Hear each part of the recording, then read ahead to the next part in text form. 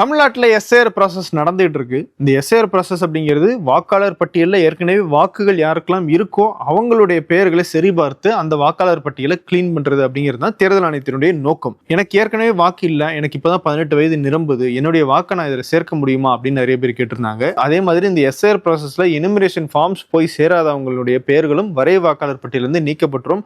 அவங்களும் திரும்பவும் புதிய வாக்காளர்களாக தான் தங்களுடைய பெயரை சேர்க்க வேண்டிய ஒரு கட்டாயத்துக்கு தள்ளப்பட்டிருக்காங்க. ஸோ இப்போ நான் சொன்ன இந்த இரண்டு வகையிலான மக்களும் எப்படி தங்களுடைய பெயரை வாக்காளர் பட்டியலில் சேர்க்கலாம் அப்படிங்கிறதுக்கான வழிவகையாக தேர்தல் ஆணையம் சொல்லியிருந்தது தான் ஃபார்ம் 6. ஃபார்ம் 6 அப்படிங்கிற அந்த விண்ணப்பம் மூலமாக தான் 18 வயது நிரம்பிய ஒருத்தர் தன்னுடைய பெயரை வாக்காளர் பட்டியலில் சேர்க்க முடியும். அந்த ஃபார்ம் 6 எப்படி நிரப்புறது அப்படிங்கிறத பற்றி தான் இந்த வீடியோவில் நம்ம பார்க்க போகிறோம். இது decode by Venkat.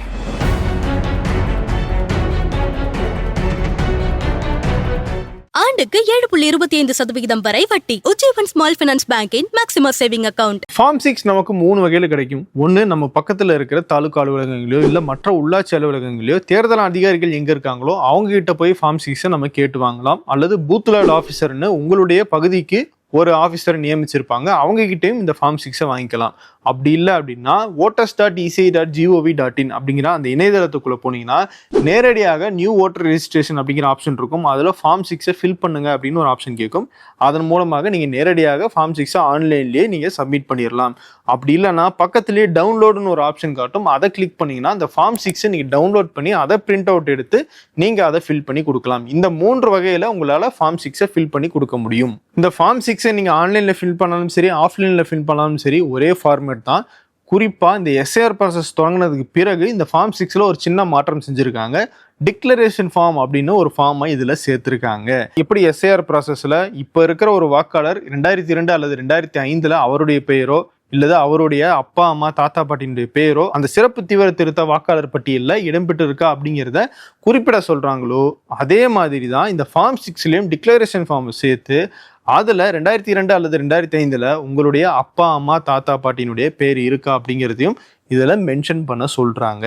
So SAR process அப்படிங்கிறது டிசம்பர் 14 இல்லை டிசம்பர் 19 வரைவு வாக்காளர் பட்டியல் வெளியானதுக்கு பிறகோ முடியலை, அது அப்படியே கண்டினியூ ஆகுது. இதுக்கு பிறகு யாரெல்லாம் புதிதாக வாக்காளர்களாக சேர்க்க நினைக்கிறாங்களோ அவங்களும் இந்த எஸ்ஏஆர் ப்ராசஸை ஃபாலோ பண்ண வேண்டிய தேவை ஏற்படும் அப்படிங்கிறது தான் நம்ம புரிஞ்சிக்க வேண்டிய விஷயமா இருக்கு. இப்போ இந்த ஃபார்ம் 6 எப்படி ஃபில் பண்றது அப்படிங்கிற அந்த விஷயத்துக்கு வருவோம். மொத்தம் 10 செக்ஷனாக இந்த ஃபார்ம் 6 பிரிச்சிருக்காங்க. முதல் செக்ஷன், நீங்க எந்த தொகுதியை சேர்ந்தவர், அந்த தொகுதிக்கான எண் என்ன, அந்த தொகுதியினுடைய பேர் என்ன அப்படிங்கிற அந்த டீட்டெயில குறிப்பிட சொல்றாங்க. ஒருவேளை உங்களால இணையதளம் மூலமாகவோ இல்லை பிஎல்ஓ அதிகாரிகள் மூலமாகவோ கேட்டு அதை ஃபில் பண்ண முடிஞ்சா பண்ணுங்க. அப்படி இல்லாட்டி அதை நீங்க ஃபில் பண்ணலனாலும் பிரச்சனை இல்லை. நீங்க எந்த பகுதியை சேர்ந்தவர், எந்த தொகுதி அப்படிங்கிற அந்த டீட்டெயில இல்லை எந்த மாவட்டம் அப்படிங்கிற அந்த டீட்டெயிலை மட்டும் கொடுத்தாலே போதும். அதை நீங்க சரியா ஃபில் பண்ணல அப்படிங்கிற காரணத்துக்காக எல்லாம் உங்களுடைய ஃபார்மை ரிஜெக்ட் பண்ண மாட்டாங்க. நல்லா புரிஞ்சுக்கோங்க, எஸ்ஏஆர் ப்ராசஸ்க்கும் இந்த ஃபார்ம் 6க்கும் ஒரு வித்தியாசம் இருக்குது. எஸ்ஏஆர் ப்ராசஸில் நீங்கள் கொடுக்க வேண்டிய டீடைல்ஸ் எல்லாம் கரெக்டாக இருக்கணும் அப்படிங்கிற ஒரு எதிர்பார்ப்பு இருக்குது. ஆனால் ஃபார்ம் 6 பொறுத்த வரைக்கும் உங்களால் சில டீடைல்ஸை கொடுக்க முடியல அப்படின்னாலும் அதை தேர்தல் ஆணையம் தரப்பில் பெருசாக பொருட்படுத்தாமல் நேரில் வந்து ஆய்வு செஞ்சு அதை அவங்க சரிப்படுத்திக்கிறாங்க. ஒரு பாஸ்போர்ட் சைஸ் ஃபோட்டோ அந்த இடத்துல நீங்கள் ஓட்டணும். அதுக்கடுத்து உங்களுடைய பர்சனல் டீடைல்ஸுக்கு வராங்க. அதாவது உங்களுடைய பெயரை கொடுக்கணும். பெயரை கொடுக்கும்போது இங்கிலீஷ்லேயும் கொடுக்கணும், தமிழ்லையும் கொடுக்கணும். பேரை நீங்கள் இங்கிலீஷில் மட்டும் கொடுத்துருந்தீங்க அப்படின்னா ஆட்டோமேட்டிக்காக அது தமிழுக்கு டிரான்ஸ்லேட் பண்ணிடும். அப்படி தமிழில் நீங்கள் கொடுத்துருந்தீங்க அப்படின்னா ஆட்டோமேட்டிக்காக அவங்க இங்கிலீஷில் டிரான்ஸ்லேட் பண்ணிடுவாங்க. அதுக்கான சாஃப்ட்வேர்ஸும் வச்சுருக்காங்க. ஆன்லைன்லேயும் சரி ஆஃப்லைன்லேயும் சரி இந்த டிரான்ஸ்லேஷன் நடக்க தான் போகுது. அதனால் அப்படிப்பட்ட டிரான்ஸ்லேஷன் நடக்கும்போது ஏதாவது மிஸ்டேக்ஸ் வராமல் இருக்கணும் அப்படின்னா நீங்களே சரியான ஸ்பெல்லிங்கோட உங்களுடைய பெயரை எழுதுறது ரொம்ப நல்லது. முடிஞ்ச வரைக்கும் ஆதார் கார்டில் என்ன பேர் இருக்கோ அதே மாதிரி பேரை நீங்கள் இதுலேயும் கொடுங்க. ஏன்னா பின்னால் நீங்கள் தேர்தல் ஆணையம் தொடர்பாக ஆன்லைனில் ஏதாவது விண்ணப்பிக்கிறீங்க அப்படின்னா அந்த இடத்துல ஆதார் மற்றும் ஓட்டர் ஐடியில் ஒரே மாதிரி பேர் இருக்கணும் அப்படிங்கிற விஷயத்த கட்டாயப்படுத்துறாங்க. ஸோ அதனால இப்பவே நீங்க ஆதார் கார்டில் இருக்கிற மாதிரியே பேர் கொடுத்துறது பெட்டர். அடுத்தது, உங்களுடைய அப்பா அம்மா கணவர் மனைவி அல்லது கார்டியன் இவங்கள யாராவது ஒரு உறவினரனுடைய பெயர் மற்றும் அவங்களுடைய சர்நேம், அவங்களுடைய தந்தையோ இல்லை தாயோ இல்லை அவங்களுடைய கணவனோ அல்லது மனைவியினுடைய பெயரையும் சேர்த்து இதில் எழுத சொல்றாங்க. இதையும் நீங்க இங்கிலீஷ்லயும் கொடுக்கணும், தமிழ்லையும் கொடுக்கணும். தமிழ்ல நீங்க கொடுக்கலனா இதையும் அது ஆட்டோமேட்டிக்காக டிரான்ஸ்லேட் பண்ணிடும். அடுத்தது உங்களுடைய மொபைல் நம்பர், இமெயில் ஐடி இது ரெண்டுமே இருந்தால் மட்டும் கொடுங்க அப்படின்னு சொல்லியிருக்காங்க. மேக்ஸிமம் மொபைல் நம்பர் கட்டாயம் கொடுத்துருங்க. ஏன்னா பின்னால நீங்க ஆன்லைன்ல எலெக்ஷன் கமிஷன் தொடர்பாக எதை நீங்க ஆக்சஸ் பண்ணாலும் மொபைல் நம்பரோட தான் வந்து அவங்க கனெக்ட் பண்றாங்க. அது கொஞ்சம் ஈஸியாகவும் இருக்கு. அதனால மொபைல் நம்பர் கொடுத்துருங்க. இமெயில் கொடுக்கல கொடுக்கலனாலும் கவலை கிடையாது. அடுத்ததாக வராங்க ஆதார் பத்தின டீடைல்ஸுக்கு மட்டுமே ஒரு தனி செக்ஷன் இருக்கு. உங்ககிட்ட முதல்ல ஆதார் கார்டு இருக்கா இல்லை அப்படின்னு கேட்குறாங்க. இருக்கு அப்படின்னா அந்த ஆதார் கார்டினுடைய எண் என்ன அப்படிங்கிறதையும் அதில் கேட்டு வாங்கிக்கிறாங்க. ஒருவேளை இல்லை அப்படின்னாலும் அதையும் அந்த இடத்துல மென்ஷன் பண்ண சொல்லி கேட்குறாங்க. என்கிட்ட ஆதார் கார்டு இல்லை அப்படின்னா எனக்கு ஓட்டர் ஐடி கிடைக்காது அப்படின்னு கேட்டிங்கன்னா நிச்சயம் கிடையாது.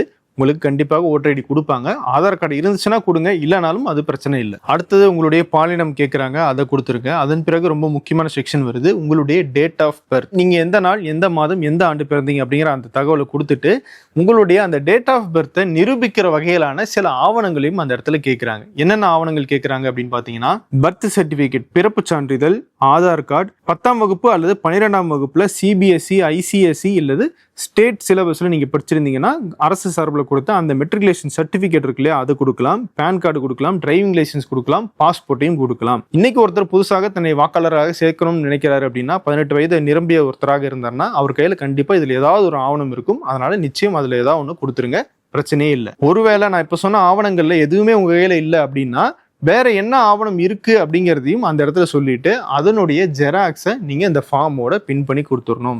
நீங்க இதுவே ஆன்லைன்ல ஃபில் பண்றீங்க அப்படின்னா 2 MBக்குள்ள அந்த ப்ரூஃபை போட்டோ அல்லது ஸ்கேன் பண்ணி அப்லோட் பண்ணணும் அப்படிங்கறத கேட்கறாங்க. அடுத்ததான் உங்களுடைய அட்ரஸ் கேட்கறாங்க. இப்போ நீங்க எந்த இடத்துல இருக்கீங்களோ அந்த அட்ரஸ் கொடுக்கறது பெட்டர். இந்த 18 வயது நிரம்பிய புதிய வாக்காளர்கள் எல்லாருமே பெரும்பாலும் காலேஜ் படிக்கிறவங்களாக இருப்பாங்க. அவங்கள நிறைய பேர் ஹாஸ்டல்ல இருக்கிறவங்களாகவும் இருப்பாங்க. நீங்க ஹாஸ்டல் அட்ரஸ்ல தான் நீங்க விண்ணப்பிக்க போறீங்கன்னா அந்த அட்ரஸையும் கொடுக்கலாம், அல்லது உங்களுடைய வீட்டு அட்ரஸையும் கொடுக்கலாம். எது உங்களுக்கு வசதியோ பாருங்க. 2 அட்ரஸ்லையும் ஆனால் பண்ணக்கூடாது, ஒரு அட்ரஸ்ல தான் பண்ணணும். இந்த எஸ்ஏஆர் ப்ராசஸ்ல நிறைய பேருக்கு அந்த எனிமிரேஷன் ஃபார்ம் வந்திருக்காது. காரணம் அவங்க ஏற்கனவே எந்த இடத்துல வாக்கு இருக்கோ அந்த அட்ரஸ்ல இருந்து வேற அட்ரஸுக்கு மாறி இருப்பாங்க. அப்படி ஃபார்ம் வரலன்னா அவங்களுடைய பேரை வாக்காளர் பட்டியலிருந்து நீக்கிடுவாங்க.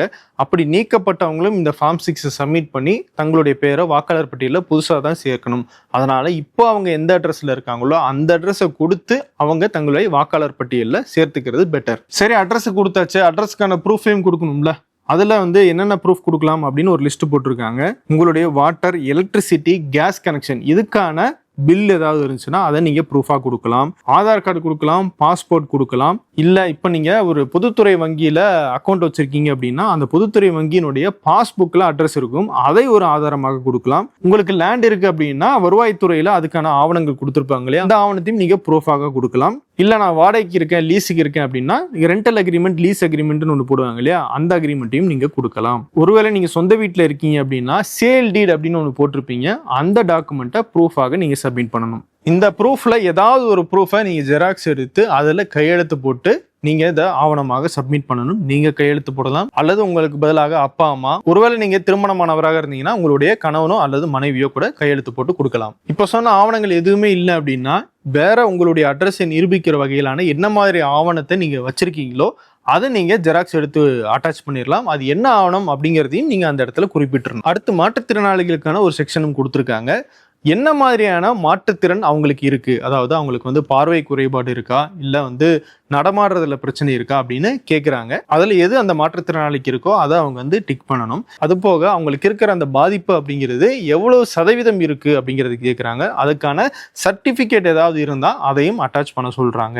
இல்லைனாலும் பிரச்சனை கிடையாது. 10வது செக்ஷனாக இப்ப நீங்க சொல்லியிருக்கிற அந்த அட்ரஸ்ல உங்க குடும்பத்தை சேர்ந்த வேற யாருக்காவது ஓட்டு இருக்கா அப்படிங்கிற அந்த டீட்டெயில் கேட்குறாங்க. அப்படி வேற யாருக்காவது ஓட்டு இருந்ததுன்னா அவங்களுடைய பேர், அவங்களுடைய வாக்காளர் அடையாள அட்டை என்ன அதுல குறிப்பிட சொல்றாங்க. ஸோ இப்போ 10 செக்ஷனை பார்த்து முடிச்சிட்டோம். அடுத்தது டிக்ளரேஷன் ஃபார்ம். இந்த டிக்ளரேஷன் ஃபார்மை பொறுத்த வரைக்கும் நம்ம கையில கிடைக்கல அப்படிங்கிறதுனால ஆன்லைன்ல இருக்கிற டிக்ளரேஷன் ஃபார்மை இங்க ரெஃபரன்ஸ் ஆக எடுத்து உங்களுக்கு நான் எக்ஸ்பிளைன் பண்றேன். ஸோ இந்த டிக்ளரேஷன் ஃபார்ம்ல முதல்ல உங்களுடைய தந்தை அல்லது கார்டியனுடைய பேரை கேட்கறாங்க, அவருடைய வாக்காளர் அடையாள அட்டை என்ன கேட்கறாங்க. வாக்காளர் அடையாள அட்டை எண் இல்ல தெரியல அப்படின்னாலும் அதை நீங்க கொடுக்கணும் அப்படிங்கிற அவசியம் கிடையாது. தாயினுடைய பேரை கேட்கறாங்க. ஒருவேளை உங்களுக்கு திருமணமாகி இருந்தது அப்படின்னா உங்களுடைய கணவன் அல்லது மனைவியினுடைய பெயரும் அவங்களுடைய வாக்காளர் அடையாள அட்டையும் கேட்கறாங்க. அதுக்கு கீழே 2 ஆப்ஷன் கொடுக்குறாங்க. இதுல எந்த ஆப்ஷனை சூஸ் பண்ணணும் அப்படிங்கிறது நீங்க தான் முடிவு பண்ணணும். முதல் ஆப்ஷன் உங்களுடைய அப்பா அம்மா தாத்தா பாட்டி இந்த 4 பேர்ல யாராவது ஒருத்தருடைய பேர் 2002 அல்லது 2005 எஸ்ஐஆர்ல இருந்துச்சா அப்படிங்கிற அந்த கேள்விதான். அப்படி இருந்துச்சு அப்படின்னா நீங்க அந்த ஆப்ஷனை சூஸ் பண்ணுங்க. அப்படி நீங்க அந்த ஆப்ஷனை சூஸ் பண்ணிட்டீங்கன்னா அடுத்தடுத்த டீடைல்ஸ் கேட்கும். என்ன கேட்கும்னா அவங்க எந்த மாநிலத்தை சேர்ந்தவங்க, அதுல எந்த தொகுதியில இருந்தாங்க, அந்த தொகுதியில எந்த பாகத்துல இருந்தாங்க, அதாவது பார்ட் நம்பர் அது கேட்பாங்க. அந்த பார்ட்ல அவங்களுடைய சீரியல் நம்பர் என்ன அப்படிங்கிற அந்த டீடைல கேட்பாங்க. டிட்டோ இந்த எஸ்ஏஆர் ப்ராசஸ்ல எனிமரேஷன் ஃபார்ம்ஸ் எப்படி ஃபில் பண்ணப்பட்டுச்சோ அதே ப்ராசஸ்ல தான் இந்த டிக்ளரேஷன் ஃபார்மையும் ஃபில் பண்ணி சொல்லி கேட்குறாங்க. சரி, எனக்கு 2002 2005 டீடைல்ஸ்லாம் எப்படி கிடைக்கும் அப்படின்னு கேட்டிங்கன்னா, ஏற்கனவே இந்த எஸ்ஆர் ப்ராசஸ் நடக்கும்போது அந்த டீடைல்ஸ் எல்லாம் எப்படி நீங்கள் எடுக்கணும், எப்படி நீங்கள் ஃபில் பண்ணணும் அப்படின்னு டீட்டெயிலாக நம்ம பல வீடியோ போட்டிருக்கோம் டிகோட் நிகழ்ச்சியில். அந்த வீடியோஸினுடைய லிங்க்ஸ் எல்லாம் நான் டிஸ்கிரிப்ஷன்லையும் கமெண்ட்ஸ்லையும் கொடுக்குறேன். அதை பார்த்தீங்கனாலே உங்களால் இந்த ஃபார்மை ஈஸியாக ஃபில் பண்ண முடியும். இவங்க கேட்குற அந்த டீடைல்ஸ் எல்லாம் நீங்கள் சரியாக கொடுத்தீங்கன்னா ஆன்லைனில் பண்ணும்போது உங்க உறவினர் யாரு, அவருடைய வாக்காளர் அடையாள அட்டை என்ன, அவருடைய பாகம் என்ன, அவருடைய முகவரி என்ன அப்படிங்கிற அந்த டீடைல்ஸ் அந்த இடத்துல டிஸ்பிளே ஆகும். அதை வச்சு நீங்க சரியான டீடைல் தான் கொடுத்துருக்கீங்க அப்படிங்கிறத வெரிஃபை பண்ணிட்டு நீங்க அந்த ஃபார்மை சப்மிட் பண்ணணும். அதன் பிறகு டிக்ளரேஷன் ஒரு செக்ஷன் கேட்கும். இதுக்கு முன்னாடி பார்த்தது டிக்ளரேஷன் ஃபார்ம், இப்போ பார்க்கறது டிக்ளரேஷன். இந்த டிக்ளரேஷன்ல நான் மேலே சொன்ன தகவல் எல்லாம் சரிதான் அப்படிங்கிறத இந்த இடத்துல மீண்டும் ஒரு தடவை நீங்க உறுதிப்படுத்திட்டு கையெழுத்து போட்டு அந்த ஃபார்மை சப்மிட் பண்ணணும். ஒருவேளை நீங்க ஆன்லைன்ல பண்றீங்க அப்படின்னா இ-சைன் அப்படிங்கிற அந்த முறைப்படி தான் பண்ண முடியும். ஆதார்ல இருக்கிற சைனை இந்த ஃபார்மை சப்மிட் பண்ணும்போது ஃபெச் பண்றதுக்கு பேர் தான் இ-சைன். ஆதார்ல என்ன சைன் போட்டிருக்கீங்களோ அந்த சைன் இதுலயும் வரும். இது ஏன் பண்றாங்கன்னா நீங்க தான் இந்த ஃபார்ம் 6 சப்மிட் பண்றீங்க அப்படிங்கிறத உறுதிப்படுத்துறதுக்காக தான் இதை பண்றாங்க. ஸோ அந்த இ-சைன் அப்படிங்கிறது இதுல ரொம்ப முக்கியமான ஆப்ஷனாக மாறுது. அப்படி உங்களால இ-சைன்ல சரியா பண்ண முடியல அப்படின்னா உங்களுடைய பூத் லெவல் ஆஃபீஸர்ஸ் தொடர்பு கொண்டு ஃபார்மை நேரடியாக கொடுக்க முயற்சி பண்ணுங்க அப்படின்னு தேர்தல் ஆணையம் தரப்புல சொல்றாங்க. ஸோ இந்த ஃபார்மேட்ல நீங்க ஃபார்ம் 6 ஆன்லைன்லயோ ஆஃப்லைன்லயோ ஃபில் பண்ணி கொடுத்துட்டீங்க அப்படின்னா நேரடியாக உங்க வீட்டுக்கு வந்து ஆய்வு பண்ணுவாங்க. நீங்க கொடுத்த அந்த டீடைல்ஸ்ல எந்த பிரச்சனையும் இல்ல, கடந்த எஸ்ஐஆர்ல உங்களுடைய உறவினர்கள் டீடைல்ஸ் சரியா கொடுத்திருந்தீங்க, நீங்க ஒரு இந்தியர் தான் அப்படிங்கறத நிரூபிச்சிட்டீங்க அப்படின்னா உங்களுக்கு எந்த பிரச்சனையும் இல்லாம உங்களுடைய பேர் வாக்காளர் பட்டியலில் சேர்க்கப்பட்டு விடும். ஒருவேளை நான் ஏற்கனவே சொன்ன மாதிரி ரெண்டாவது ஆப்ஷனை நீங்க சூஸ் பண்ணியிருந்தீங்கன்னா, ரெண்டாவது ஆப்ஷன் என்ன, என்னுடைய தந்தை தாய் தாத்தா பாட்டியினுடைய பேர் 2002 அல்லது 2005 எஸ்ஐஆர் வாக்காளர் பட்டியலில் இல்லை அப்படின்னா நீங்க இந்த ரெண்டாவது ஆப்ஷனை சூஸ் பண்ணியிருப்பீங்க. அந்த ஆப்ஷனை சூஸ் பண்ணியிருந்தாலோ அல்லது ஃபர்ஸ்ட் ஆப்ஷனை சூஸ் பண்ணிட்டு தவறான டீடைல்ஸை நீங்க கொடுத்திருந்தாலோ நீங்க சில ஆவணங்களை ப்ரூஃபாக கொடுக்க வேண்டியது இருக்கும். என்ன ஆவணங்கள்னு கேட்டீங்கன்னா, எஸ்ஐஆர் ப்ராசஸ்ல ஒரு 13 ஆவணங்களை ஃபார்முக்கு பின்னாடி லிஸ்ட் பண்ணியிருந்தாங்க தேர்தல் ஆணையம். அந்த 13 ஆவணங்கள் என்ன அப்படிங்கிறத தனியாக ஒரு வீடியோவாகவும் போட்டிருக்கோம். அந்த வீடியோனுடைய லிங்கையும் நான் டிஸ்கிரிப்ஷனில் கொடுக்குறேன். அந்த 13 ஆவணங்களில் ஏதாவது ஒரு ஆவணத்தை நீங்கள் கொடுத்து நான் இந்தியாவில் தான் பிறந்தேன், நான் ஒரு இந்தியர் தான் அப்படிங்கிறத நிரூபிச்சிட்டிங்க அப்படின்னா உங்களுடைய பேர் இறுதி வாக்காளர் பட்டியலில் சேர்க்கப்பட்டு விடும். நீங்கள் போய் ஓட்டு போடலாம். நீங்கள் 18 வயது நிரம்பிய புதுசாக வாக்களிக்கணும்னு நினைக்கிற ஒருத்தராக இருந்தீங்க அப்படின்னாலோ அல்லது எஸ்ஆர் ப்ராசஸை என்னுடைய பேர் விட்டு போச்சு, எனக்கு ஃபார்ம் வரல, நான் அட்ரஸ் சேஞ்சுனால எனக்கு ஃபார்ம் கிடைக்காம போயிருச்சு, என்னுடைய பேர் வரை வாக்காளர் பட்டியலில் இடம்பெறாதுன்னு எனக்கு இப்பவே தெரியும், அல்லது வரை வாக்காளர் பட்டியல் வெளியானதுக்கு பிறகு என்னுடைய பேர் அதில் இல்லை அப்படிங்கிறவங்களோ இந்த ஃபார்ம் 6 பயன்படுத்தி திரும்பவும் தங்களுடைய பெயரை வாக்காளர் பட்டியலில் சேர்க்கலாம்.